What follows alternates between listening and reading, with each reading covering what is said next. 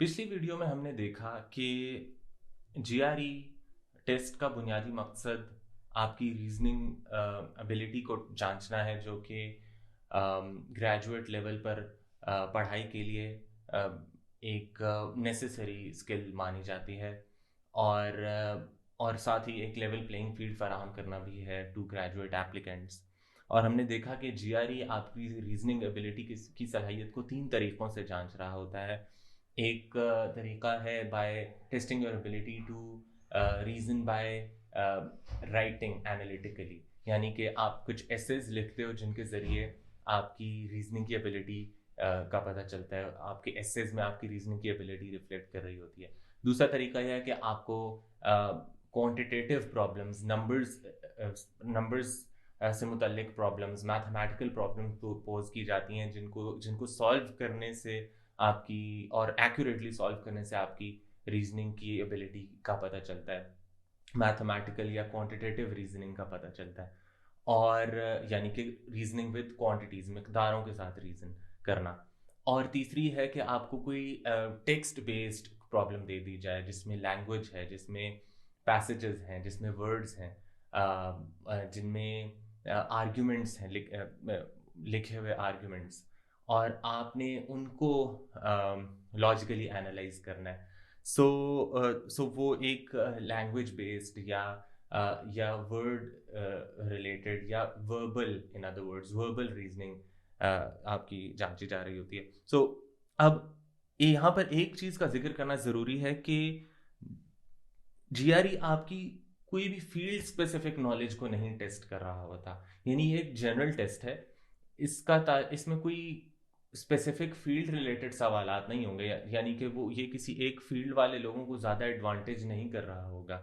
ऐसा नहीं है कि आपको कोई ऐसी प्रॉब्लम पोज कर दी जाए जिसमें कोई ऐसा कॉन्सेप्ट इस्तेमाल हो रहा हो जो कि आर्ट्स और ह्यूमैनिटीज़ वालों ने कभी देखा ना हो अपनी अंडर ग्रेजुएट स्टडीज़ में, और इंजीनियरिंग वालों ने पढ़ा हो, जैसे कैलकुलस फॉर एग्जांपल, या फोरियर एनालिसिस, या इस तरह की कोई एडवांस्ड मैथमेटिकल कॉन्सेप्ट का इस्तेमाल हो रहा हो जो कि सिर्फ उन लोगों को एडवांटेज कर रहा हो जो जो उस स्पेसिफिक फील्ड से जुड़े हुए हैं। ऐसा बिल्कुल भी नहीं है कि कोई भी फील्ड स्पेसिफिक नॉलेज आपकी टेस्ट नहीं करता। सिमिलरली कोई ऐसी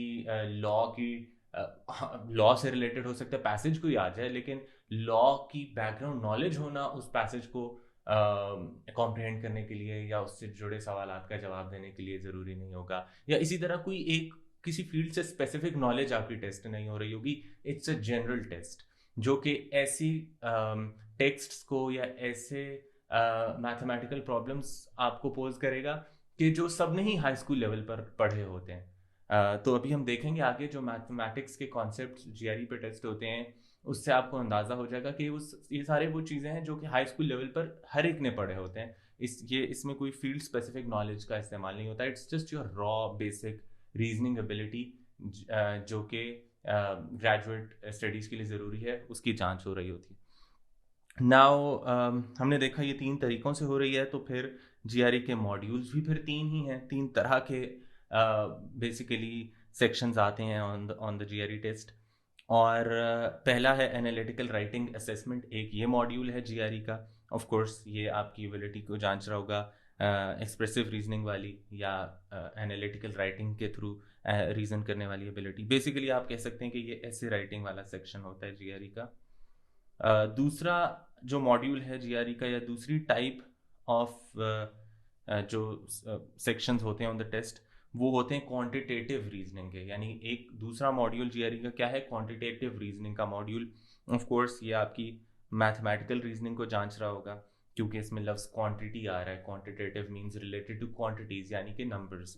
और तीसरा जो मॉड्यूल है जीआरई का, that is verbal reasoning. So basically that has to do with the words or text, यानी कि language।